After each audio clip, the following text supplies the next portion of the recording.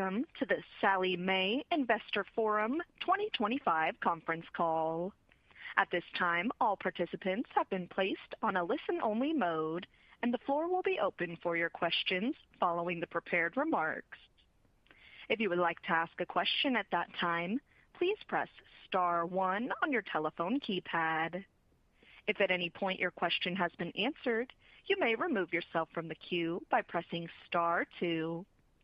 So others can hear your questions clearly, we ask that you pick up your handset for best sound quality.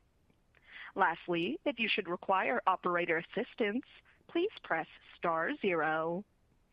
I would now like to turn the call over to Kate DeLacy, Senior Director and Head of Investor Relations. Please go ahead. Thank you, Chloe. Good evening and welcome to the 2025 Sallie Mae Investor Forum.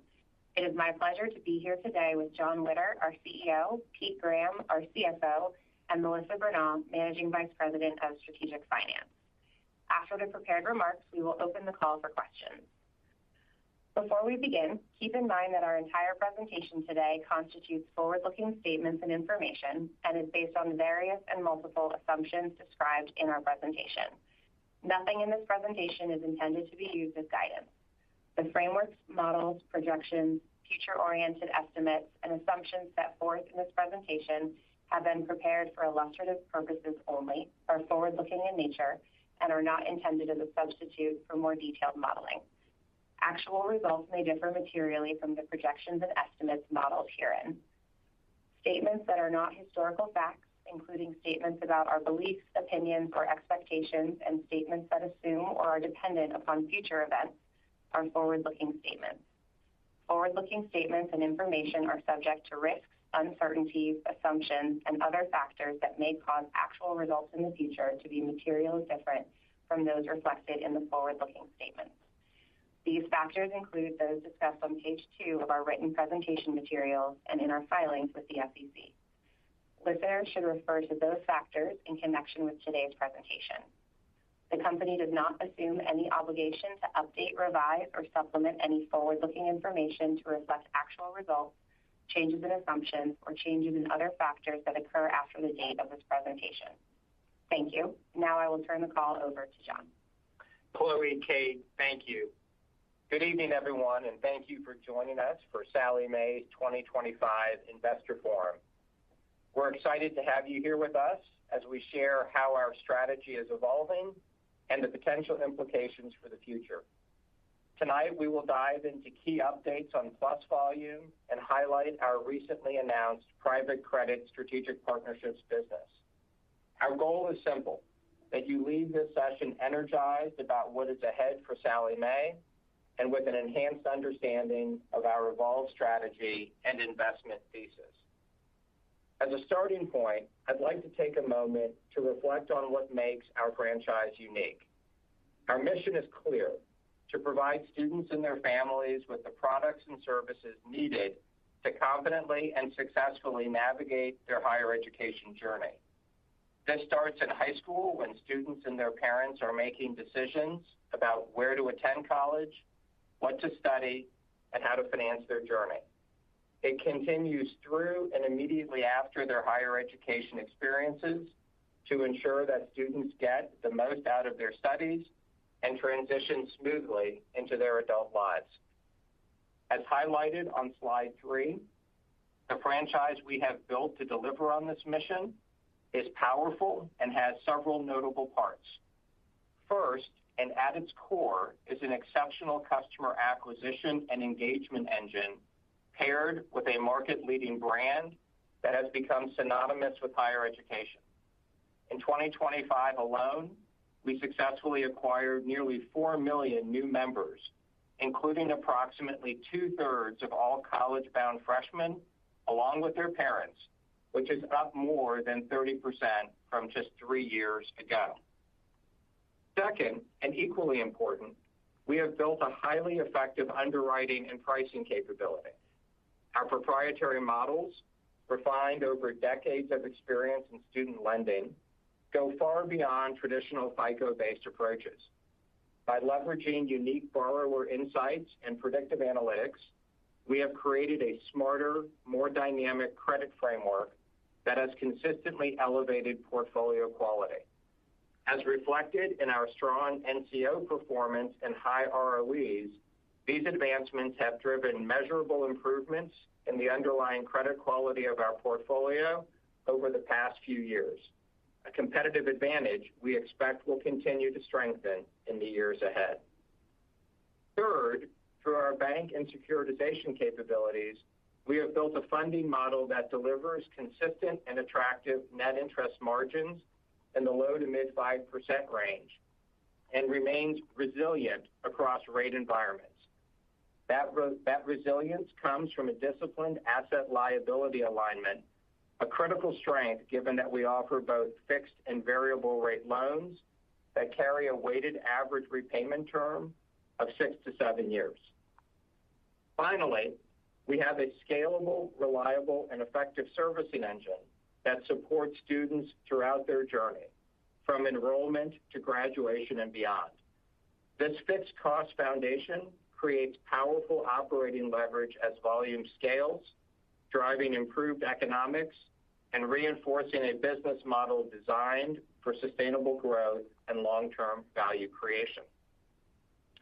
Building on this strong foundation, over the last 5 years, we have been pursuing a thoughtful, deliberate, and evolutionary strategy. Phase 1 of this strategy spanned roughly 2020 to 2023, a period marked by the phased implementation of the CECL framework. During this time, we observed a significant arbitrage opportunity in the market between our equity valuations and the premiums available through loan sales. To optimize capital, meet our CECL requirements, and capitalize on this valuation gap, we maintained a flat balance sheet, executed loan sales, and deployed the proceeds to aggressively repurchase shares. Approximately 2 years ago, as we approached the end of our CECL phase-in period, we launched the second phase of our strategy designed to reignite balance sheet growth. We believe that meaningful origination expansion, coupled with loan sales to moderate growth and a steadfast focus on expense management, could deliver both organic earnings growth and generous capital return to our shareholders, as seen on slide 4. We have executed well on this strategy.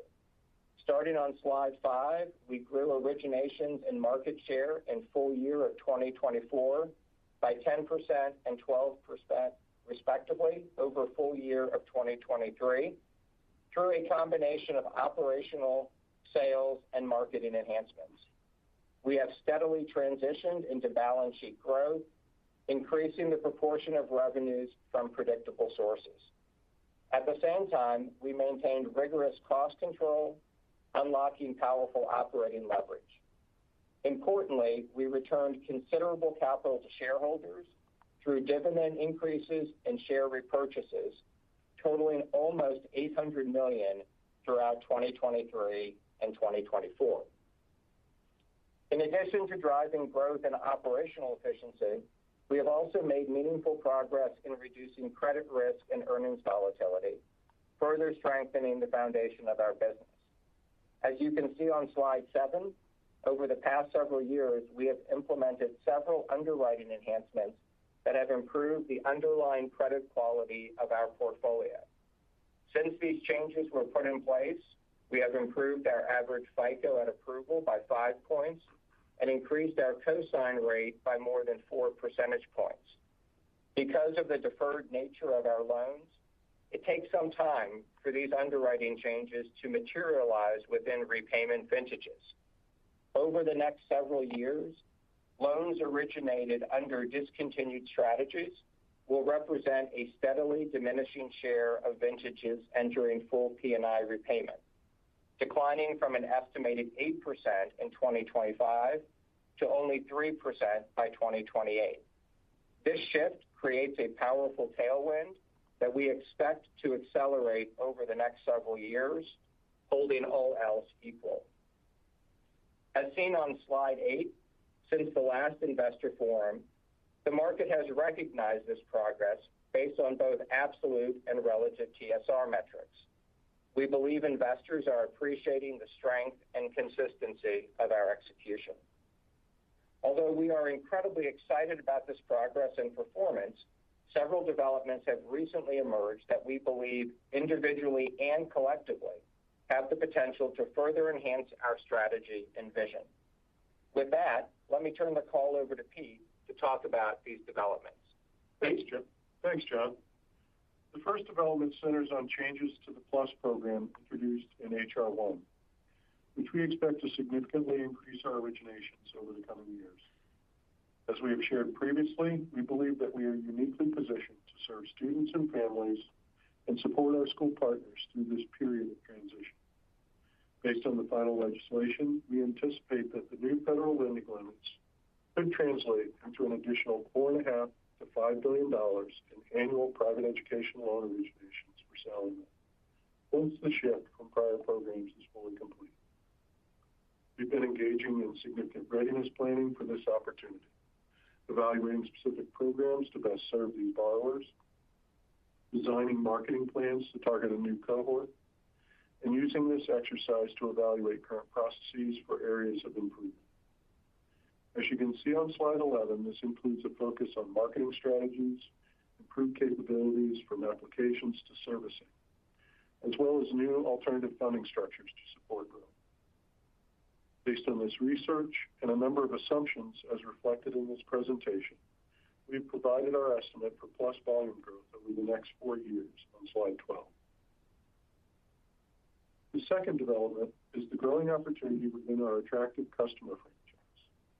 As mentioned earlier, we now acquire approximately 4 million members annually, including 2/3 of all college-bound freshmen and their parents each academic year.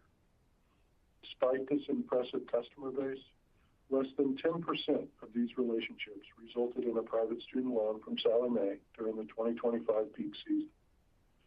While this ratio is likely to increase with PLUS reform, many of these customers will not need private student loans while in school. What they may need, however, are other products and services to help them navigate their educational journey. Maintaining and expanding these relationships through school and beyond has the potential to create a large and valuable customer franchise. This customer acquisition and engagement engine not only improves our customer acquisition costs in an environment where most competitors are seeing rising costs, but also serves as a scalable pipeline that can feed other business avenues. Beyond new customer acquisition, we see meaningful opportunity within our existing customer base. Specifically, while less than 10% of these customers ultimately apply for a loan, just under 50% of applications are approved by our bank. The remaining customers, many of whom are high-quality borrowers, represent a significant untapped customer segment. This gap underscores the potential to introduce innovative funding solutions and risk-sharing strategies that broaden access, deepen relationships, and drive growth. We continue to value the advantages that our bank provides and expect it to remain a cornerstone of our strategy and funding model. However, as a regulated bank, the capital and reserves we are required to maintain, along with other regulatory constraints, limit the economic viability of certain customers and products. This opportunity cost will only grow as PLUS reform is fully phased in. While there are segments that we will not pursue under any circumstances, the emergence of private credit offers a powerful complement to traditional bank funding. It provides us with greater flexibility to optimize the value of our customer base, capture future PLUS volume, all while preserving underwriting control and strengthening our strategic position. This brings us to our third development, which is the rapid growth in both the scale and sophistication of private credit markets. Over the past decade, the private credit market has experienced remarkable growth. Assets under management have expanded from roughly $300 billion in 2009 to $2.3 trillion today. This sustained momentum underscores the strength and resilience of private credit as an asset class and its increasing role in global finance. What's even more compelling is how this growth has transformed the market scope. Historically, private credit was concentrated in mid-market sponsor lending. an approximately $1.5 trillion opportunity. Today, it has evolved into a $50 trillion plus total addressable market, diversifying well beyond corporate lending into asset-backed finance and consumer credit, driven by strong demand from institutional investors for yield-generating assets. Despite this tremendous growth, private credit penetration in the higher education market remains relatively low, signaling significant room for expansion and innovation through strategic partnerships and new distribution models. This evolution sets the stage for Sallie Mae to capitalize on a unique opportunity, establishing a capital-light, fee-based revenue business that serves as a third funding strategy, complementing our existing bank balance sheet and loan sales strategies. As a regulated institution, our bank's ability to grow is naturally constrained by capital requirements and risk appetite.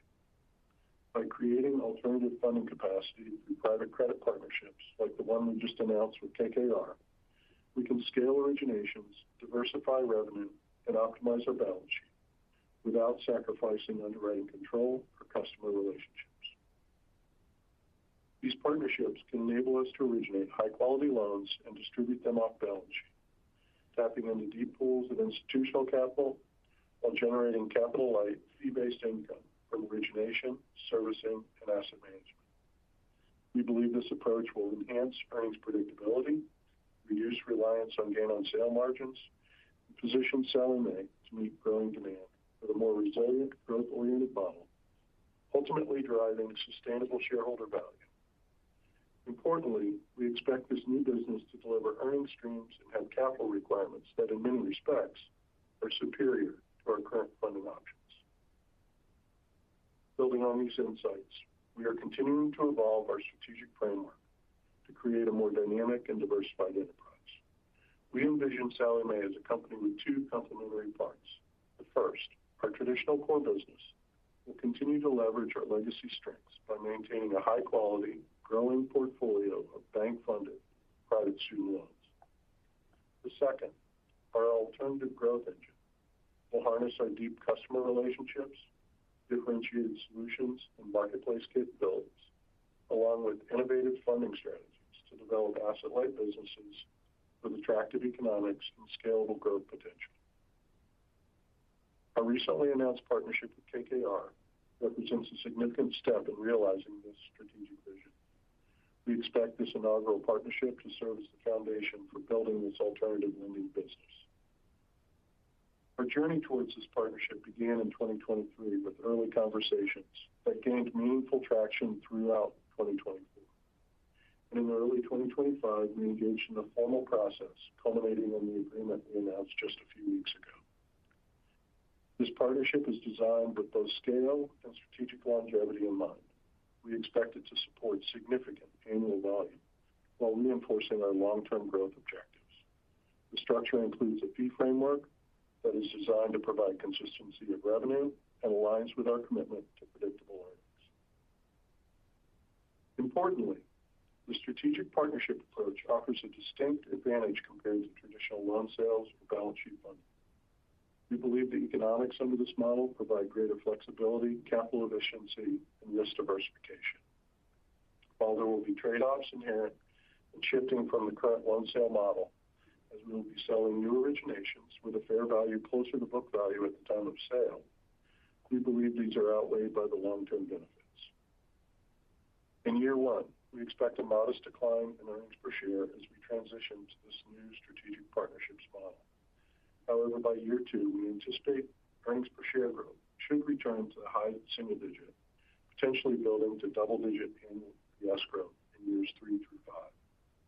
Reflecting the strength and scalability of this strategy.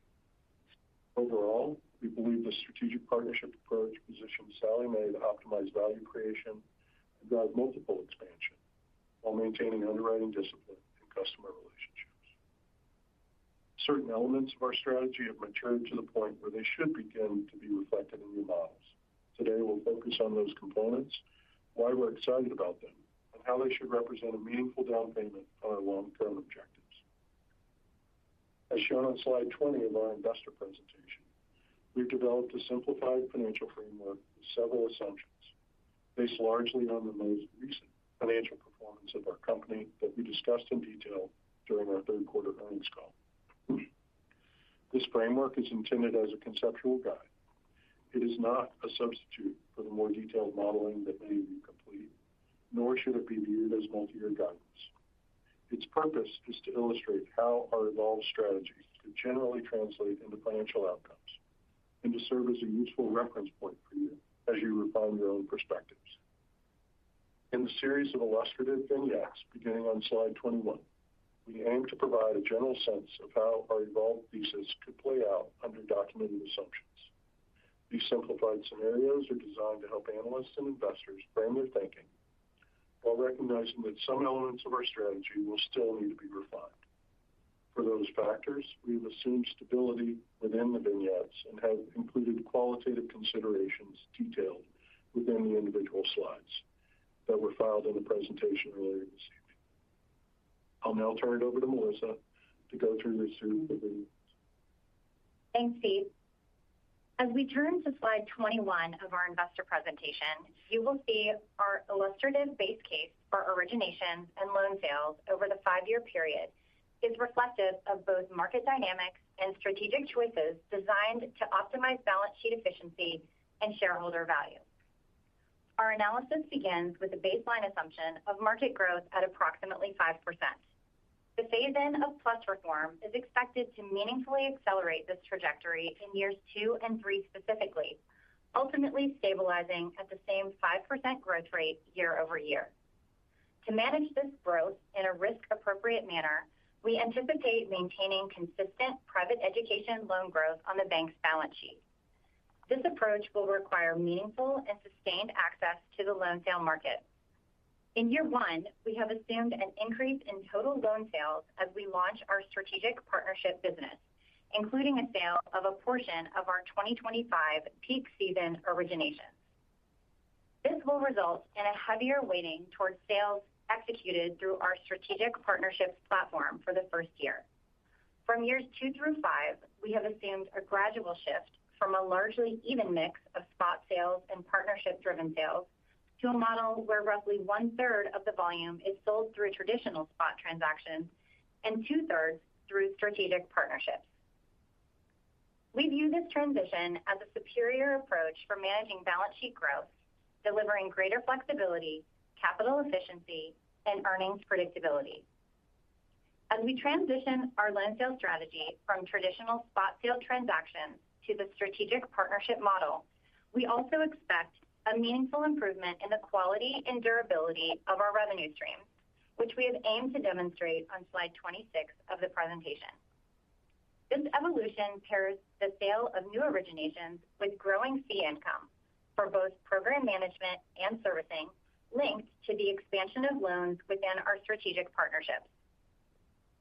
Importantly, because these originations will now be distributed off balance sheet, we will not be required to hold a CECL reserve against them, enhancing capital efficiency and freeing capacity for. We believe this approach is designed to steadily reduce exposure to credit and market-driven volatility by shifting income toward non-balance sheet revenue sources while simultaneously expanding asset-light earnings outside of the bank. Over time, these asset-light businesses have the potential to transform Sallie Mae, providing a durable revenue stream that complements the bank's stable and predictable net interest income, together creating a resilient foundation that mitigates earnings volatility tied to credit risk, positioning us for sustainable growth and superior shareholder returns. To amplify the impact of our new businesses on financial performance, we are investing in capabilities that position us for long-term success. As shown on slide 27, even in the early years, capital-light revenue growth creates the capacity to fund these investments while maintaining disciplined expense management. Our year 1 focus on talent, products, systems, and marketing positions us well to capture the PLUS opportunity and manage risk prudently. This approach should allow us to sustain expense growth responsibly and improve operating leverage over the 5-year horizon. Finally, through the combined strength of our traditional spread-based income and the anticipated new fee income generated by our strategic partnerships business, This framework suggests meaningful capital generation potential as shown on slide 28. Based on this simplified framework, we could generate approximately $2.5 billion to return to shareholders over the 5-year period. We believe that our track record for delivering shareholder value has been proven over the past 5 years as we have bought back over 55% of our company through our share buyback program and increased our dividend in 2024. Looking ahead, our goal remains unchanged, to deliver meaningful returns using the disciplined methods that have served us so well. This approach, grounded in proven strategies and capital efficiency, positions us to continue creating long-term value for our investors. I'll now turn it back to John for some final remarks. Thanks, Melissa. We hope you now have a clear understanding that our evolved strategy, anchored in maximizing the plus opportunity and building partnership-driven businesses, positions us to deliver on an evolved investment thesis, specifically driving consistent earnings growth, reducing credit risk and earnings volatility, maintaining robust capital return, and transitioning toward an asset-light growth model. All of this with an eye toward multiple expansion. This strategy represents a significant step toward our long-term vision of building a resilient, growth-focused enterprise that delivers sustainable performance and superior returns. With several key possible initiatives on the horizon, including potential partnerships to originate loans beyond the bank's traditional risk appetite, we could see potential upside in building new businesses. Building these complementary businesses alongside our bank is a natural extension of our customer franchise. They will leverage the same acquisition engine, operate on a comparable technology platform, and benefit from our distinctive brand positioning. As this strategy reshapes key performance metrics, the look and feel of our company will evolve. We are committed to providing the clarity and detail necessary for effective trend analysis and establishing new baselines. Ultimately, this evolution builds on our strong foundation and positions us to deliver what matters most: sustainable growth, superior returns, and an even more resilient Sallie Mae. With that, Pete, Melissa, why don't we go ahead and open up the call for some questions? The floor is now open for your questions. At this time, if you have a question or comment, please press star 1 on your telephone keypad. If at any point your question is answered, you may remove yourself from the queue by pressing star 2. Again, we ask that you pick up your handset when posing your questions to provide optimal sound quality. Thank you.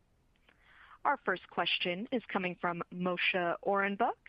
Your line with TD Cowen. Your line is open. Great. Thanks for all the detail. I certainly would agree that the new sales approach is superior to the old one.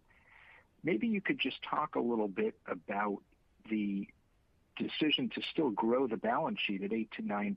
I guess I might have thought that with the ability to earn kind of an ongoing earnings stream from the assets sold, that you might not need to grow the balance sheet that high and become even more capital efficient. And kind of as a corollary is to the extent that this does reduce risk, do you need a lower capital level for the loans on your balance sheet as you go forward? Moshe, it's John. Thanks for those questions. I think both are really, really good ones.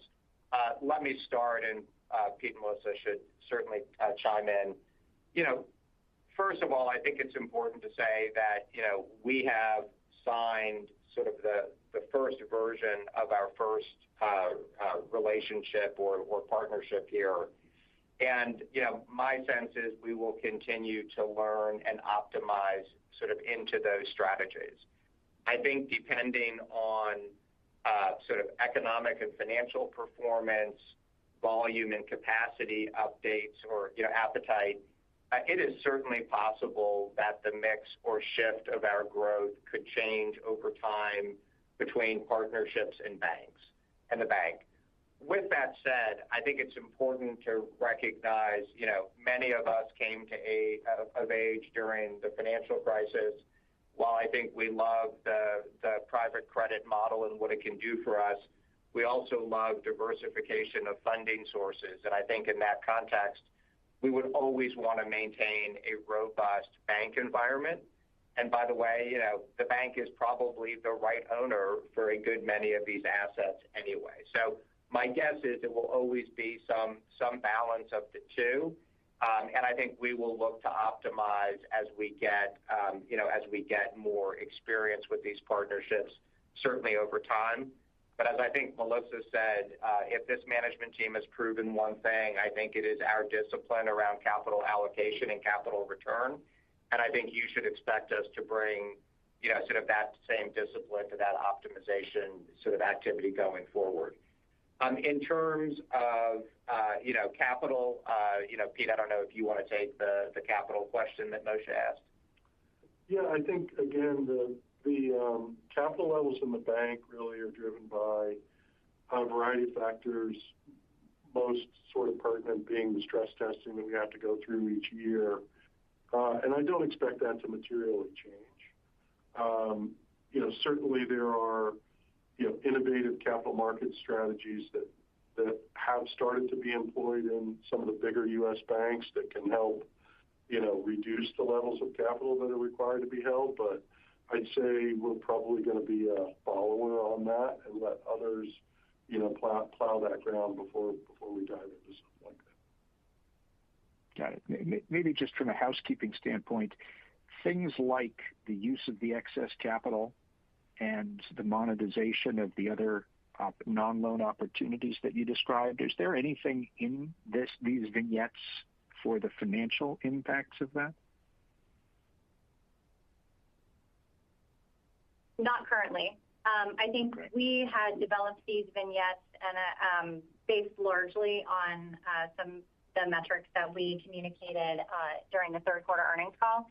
I think that, the opportunities that we were discussing that are kind of related to the non-loan side of our business, I think that has not been built into the vignettes that are published as part of the materials. And I think part of the intent was to provide more of a strategic update and what to expect from us over a multi-year period. And as we sort of learn more about what those are going to look like and they're ready to share something, we'll certainly do that. But that's also true, Melissa, for the use of excess capital for share repurchase. Is that correct or not? The capital information that we provided was total capital generated. So we have not carved out any sort of, breakout there. That's right. So if it were used for share repurchase, that would be incremental to EPS. No, the capital that we have, the capital that we have generated, the capital that we have on that page includes all capital generated. And we did not disclose within the vignettes how we had allocated that capital. We did make a decision internally how to allocate it. So that's included. But I'm happy to answer and go into more detail on the modeling offline. Got it. Thanks. We'll move next to Jeff Adelson with Morgan Stanley. Your line is open. Hey, good morning. Good evening. I guess just in terms of the EPS scenario outlook here, Pete, you're characterizing that as a modest decline, but it's, I think, about 23% where you've guided below this year. If we were to pretend year one is 2026, it seems like you've got a lot of expense increase coming in preparation for the partnership as a part of that. Is there anything maybe you think you're being more conservative on in your guidance as you sort of get to those numbers? I noticed you're looking for, it seems like, flat charge-offs in the footnotes, a flat allowance ratio, among some other factors there. Just anything that are maybe just walk us through some of the puts and takes behind that number. Yeah, again, I think the biggest sort of thing that's driving the EPS is the shift in the loan sales. We did an extra loan sale that wasn't in plan this year, as well as designating portion of 2025 originations as held for sale. So that on balance tended to pull things into this year that otherwise would have occurred next year. Again, I think the longer term view on this is, it's a really strong, growth framework, and, it's worth a little bit of transition noise to get from here to there. Okay. And then just in terms of the loan sales you're sort of looking at here, you've got the 5.9 in year one and then stepping down. Just for housekeeping, is that including the initial seed funds? And then just in terms of, how you're expecting the revenue generation to work here, you're basically telling us 2% of the partnership volumes every year is revenue. Is that basically how you're thinking about the program management fee, ignoring the servicing potential as well? And I guess just, if you look at the actual slide for loan sales, if we take that 1/3 number of traditional, it does seem like the traditional loan sales step down to like $1.5 to $2 billion per year. Is that right? I'll take it in parts. The first part is the seed portfolio closed in November, so that's included in or will be included in our results when we report in January. The flow portfolio, the first flow portfolio sale, which includes a portion selection of 2025 peak originations, first distributions that happened in the third and fourth quarter of this year, will happen in January, and that's a big driver of why the year one loan sales is larger than what you would otherwise expect. In terms of the exact math on the fee components, because we have one partnership so far and the beginning of a business that we're intending to build, we're not going to get into the details of those arrangements.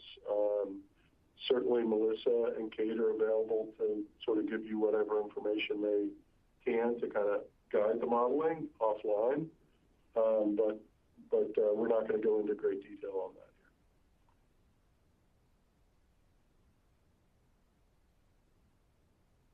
Once again, if you do have a question, you may press star 1 on your telephone keypad at this time. We'll move next to Sanjay Sakhrani with KBW. Your line is open. Hey, thank you. Appreciate all the color here. I guess the first question for John. John, you talked about sort of, just the PE sustainability of the capital there and sort of financial crisis. I'm just curious, what happens in a scenario where the forward look, there's not as much demand for forward flow agreements? How do we think about the puts and takes of the strategy? Did you guys contemplate that as you thought of, the different permutations? Sanjay, I'm not sure I'm fully following your question. Can you maybe say it again? Yeah, I guess like a lot of the strategy on the asset management side sort of is predicated on the sustainability of private capital flows into the market to enter into these forward flow agreements. I'm just curious, like in a scenario where there's not as much capital available, what are the contingency plans to sort of sustain the plan? Yeah, Sanjay, thank you for that color. I probably would have answered the wrong question. A couple of reactions. One, we would not have pivoted to, sort of a very different strategic posture if we did not suspect a high probability of sort of the continued success of private credit. I want to be really clear about that. Pete said it in his comments. I'll say it here. We think the structural factors at work, mean that this is going to be, really as permanent a shift in how global finance gets done as one can envision. And so we view this being sort of very sustainable over time. So that's sort of thought number one. Yeah, thought number two, we are obviously interested as we go forward in, sort of partnerships that have, sort of 10 tenure and permanence to them. We're not interested in short-term strategic arrangements. We are looking for deep partnerships with people who can understand our assets well, who really can make a multi-year informed perspective on their appetite for those risks and those funding obligations, and also who have the sort of funding tools at their disposal, the stable funding tools to be able to manage that. Now, with all that said, yes, like as a risk manager, we would, as a company, not be doing our work if we were not thinking about contingencies. But that really goes back to my earlier response to Moshe, which is we think the best way for us to have, sort of great clout in the management and negotiation of our partnerships and a great risk mitigation strategy is to also to continue to have a really strong bank. And so we like the complementary nature of those two things. I think, Pete described them as, dual legs of the stool, and I certainly agree on that. And so I think you would find us hard-pressed to get to a point where we were so solely reliant on private credit that if the unimaginable happened, that it would be a, kind of a massive disruption to our business. That just wouldn't be prudent risk management. Got it. Thank you. Appreciate that.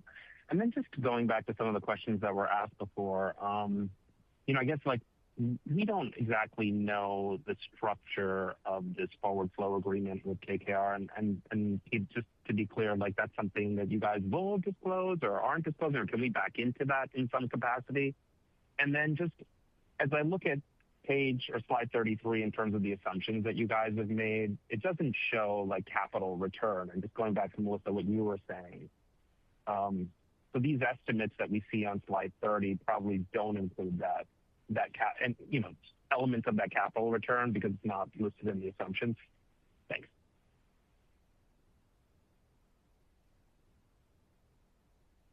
Yeah, so let me take the capital. On page 28, what we were trying to show is total capital available to return to shareholders after consideration of growing the balance sheet at the bank.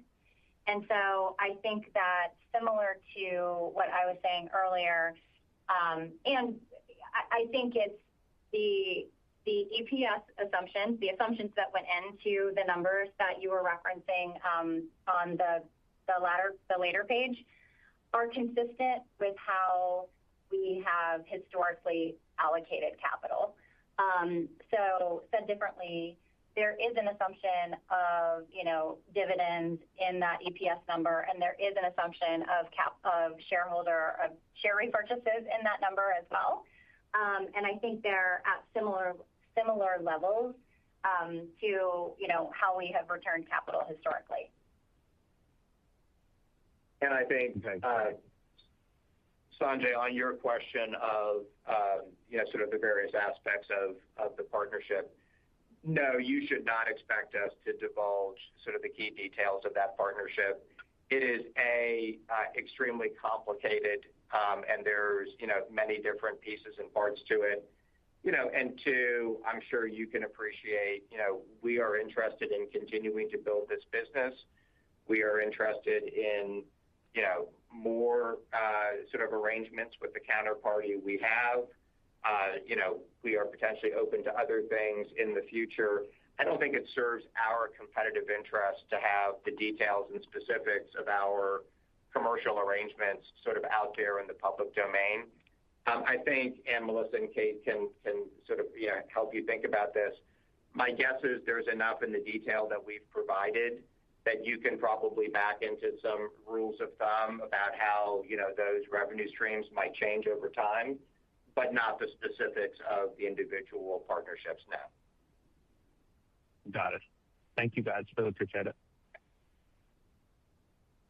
We'll take our next question from John Hecht with Jefferies.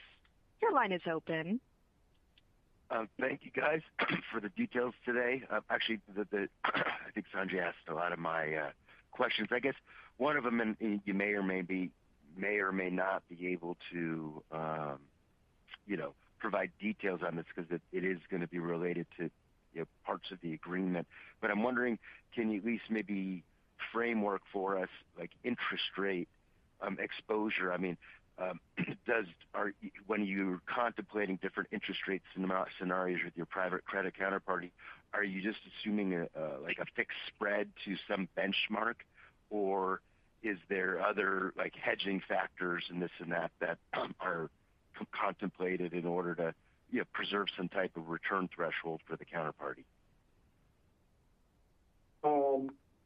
Let me try and address that in a way that will give you some answers without sort of, as John said, sort of revealing all of the secret sauce in this agreement. What I would say is the pricing does have reference to changes in rates that are built into it. Obviously, we have to manage our exposure to those, and our counterparty will have to manage their exposure to those once we, have agreed on that framework. And there will be over time the potential for updating, spreads and other things in those on a periodic basis, so that we can sort of be reactive to what's going on in the broader rates market. Okay, thank you. We'll take our next question from Giuliano Bologna with Compass Point. Your line is open. Good afternoon. I'm curious, maybe kind of going back to a similar question, but you've obviously given us the 2% given sale for the strategic partnership loan sales. When I think about the back-end economics, is there a sense of how, over what time frame the back-end economics should be recognized? Is it kind of like 1 to 2 years, or is it, it should be longer, similar kind of like the 5-year average life of loan? Well, if you think about our historic process was to originate all the loans in the bank, season those in the bank, and then do a spot loan sale of a portfolio in the market. Those loans had already seasoned for some period of time. The youngest of those loans would have been, second disbursement plus some seasoning period, so call it 10 months from origination.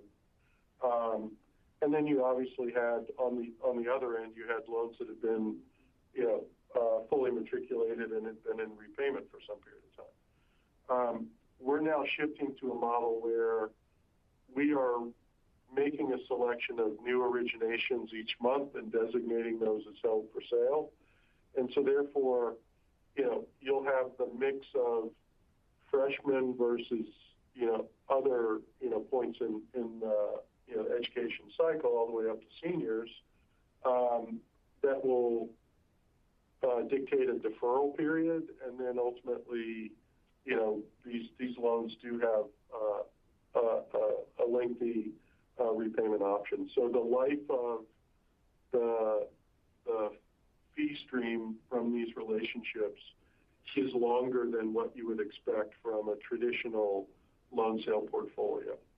And broadly, they are structured similar to an asset manager fee, where you have the concept of, assets under management times the basis point fee.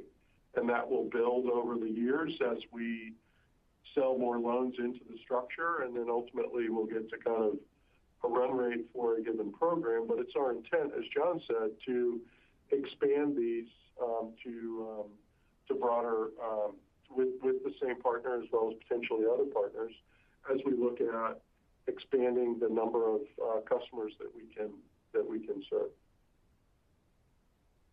That makes sense. And then maybe as a follow-up, it looks like the non-interest expense increases, a decent step function change next year, call it $100 million, and then as they scaling, beyond that, it seems like the revenue generated from the partnership program should be less than that. If we assume, steady state, whole loan, kind of regular way loan sales. I'm curious, when you think about kind of the break even of the new strategy, is there a sense of around when the incremental expenses related to pursuing the opportunity should, be, overweight or at least, surpassed by the incremental revenue from the strategic partnership related sales? Yeah, Giuliano, let me take that. I think it's important to recognize that the increase in expense is driven by multiple factors. I think the largest, and Melissa, keep me honest, is really the additional volume and the preparation that's coming from PLUS reform. So there will be, new products that we will develop, still very much on our existing platforms. There will be new product teams that we put in place. There is certain technology readiness that we are doing. The biggest portion of that is, quite frankly, enhanced incremental marketing, which we know will not be at the same level of marketing efficiency in year one that it is today in our existing core businesses. And so I think it's really that is driving the incremental expense, not per se the partnership. And so I think you have to look at the expense change as an investment in the totality of the growth plan, not any one component of the growth plan. That makes sense. And then you're kind of referring to an asset manager based, or similar to an asset manager based framework for the strategic partnerships. I'm assuming that, there's probably some, performance or credit related, governor on the back end economics. I'm assuming credit outperforms, you make more, credit underperforms, you make less. Is that a fair assumption? There are some return thresholds that are built into the agreement, yes.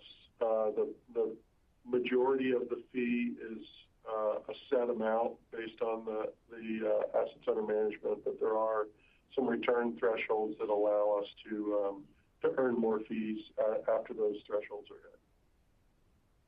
That sounds good. I appreciate the time and questions, and I'll jump back in the queue. Thank you. We'll take our next question from Mihir Bhatia with Bank of America. Your line is open. Hi, thank you for taking my questions. I had a couple here. So maybe the first one I wanted to ask, just, look, I recognize 5 years is a long time, and it's a ways out, but just wanted to get your view on, is the rate of EPS growth in, as you move in the year 2 to 5, if you will, understanding the first year sort of build out here, but is that CAGR of EPS growth sustainable from your perspective, from your point of view, just as fee revenue from these partnerships continues to build? Is that how we should be thinking about this? Is that how you're thinking about it? And is the, I guess, end goal here, relatedly, the idea that, hey, if we can get faster EPS growth, we should get some multiple expansion on our stock? Like, just trying to understand the motivation for this big change in strategy.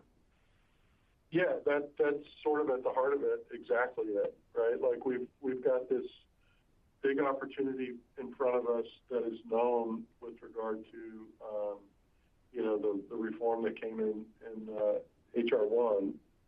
But we started working on this strategy even before that was that opportunity was even known.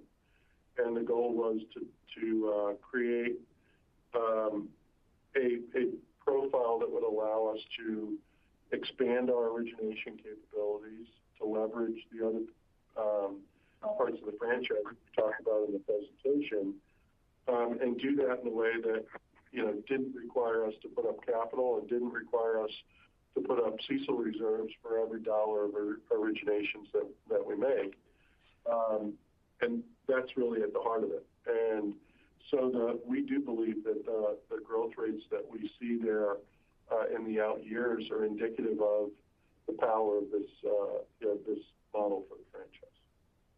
And I think here the thing I would add to what Pete said is, and I think I may have said this on a previous earnings call, we love our bank. It gives us really stable, predictable, sort of earning streams that come off of it, and we think we do a really good job of managing that.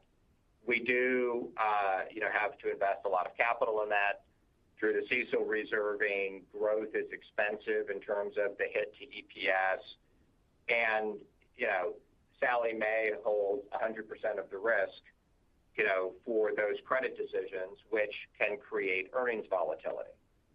At the other end of the spectrum, you have, what I'll call old way loan sales, which, are very capital light.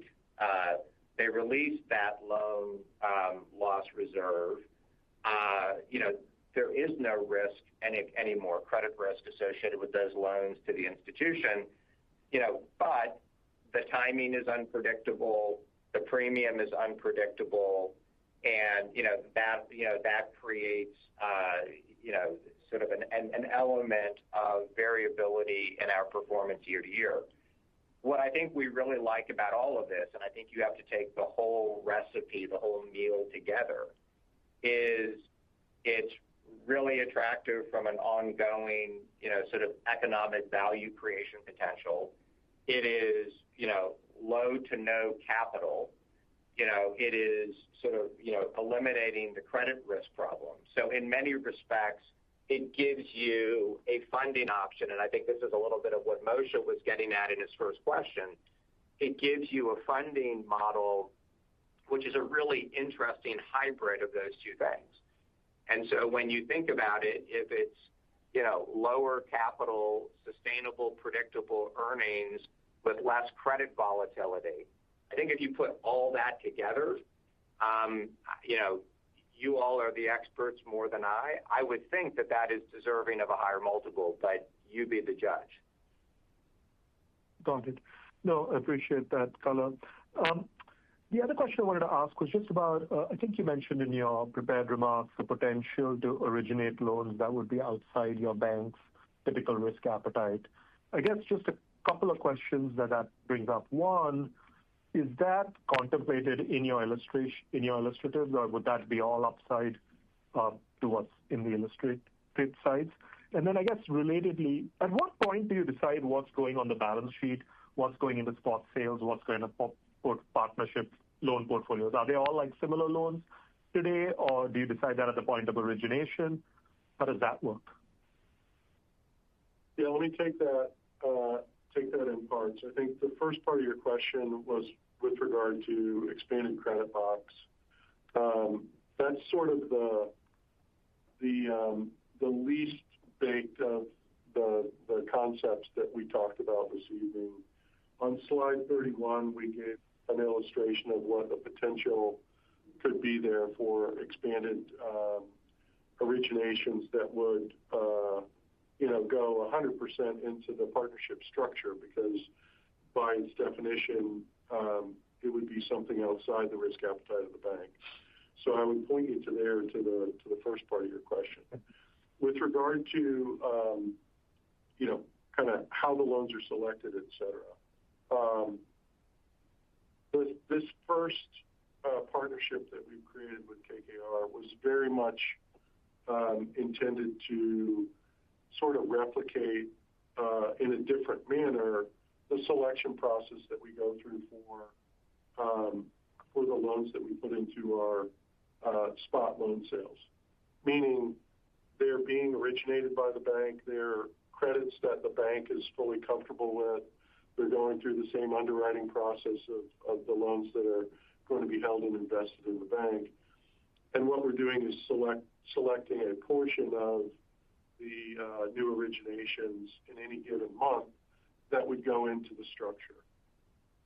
There are some concentration limits that are governed largely by the rating agency models for, the ultimate structuring of the partnership funding. But it's largely, a slice of a random slice of the originations that we will do in any given period. Now, when we get to doing things that are outside the bank's credit box, that will be a totally different, proposition, and that's something that we will continue to work on, as we go through and into next peak season. Got it. And then just my last question, if I could squeeze one more in. Just in terms of the partnerships that have been signed, is KKR the only one that is being signed, or are there others that you have not announced yet? Just trying to understand how much of the sales is already baked in. We've only signed the one inaugural partnership that we announced with KKR a couple of weeks ago.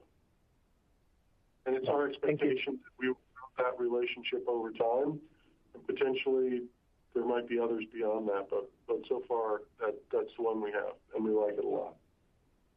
Understood. Thank you. This concludes the Q&A portion of today's call. I would now like to turn the floor over to Mr. John Witter for closing remarks. Thank you, and appreciate everyone's time and attention this evening. Obviously, we are incredibly excited about the strategic vision that we outlined here today. We will certainly continue to update through our normal communication channels, sort of progress on the questions that have been asked and sort of the vectors that we've described. And as always, our IR team is standing by to help folks sort of think through the implications of this strategy and what it might mean in terms of their broader estimates and evaluations. But again, thank you all for your time and effort this evening. We appreciate it and look forward to continuing the dialogue. With that, Kate, I think I'm turning it back to you for some closing business. Thanks, John. Thank you all for your time and questions today. A replay of this call and the presentation will be available on the investors page at salliemae.com. If you have any further questions, feel free to contact me directly. This concludes today's call. Thank you. This concludes today's Sallie Mae Investor Forum 2025 conference call and webcast. Please disconnect your line at this time and have a wonderful evening.